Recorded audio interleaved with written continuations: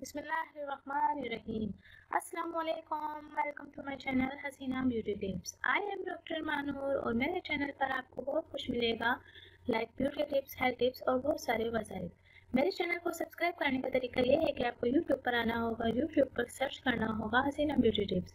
इस तरह से मेरा चैनल ओपन होगा और साइड में सब्सक्राइब का बटन दिया गया है, वहाँ आपको क्लिक करना होगा। जैसे ही आप उस पर क्लिक करेंगे तो यहाँ एक फोल्डर ओपन हो जाएगा और उस पर आपको ओके करना होगा।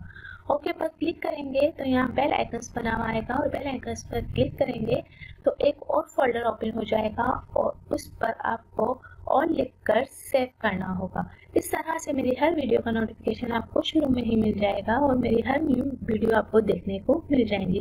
तो नाज़रीन, चलते हैं आज के टॉपिक की तरफ। आज का जो मेरा टॉपिक है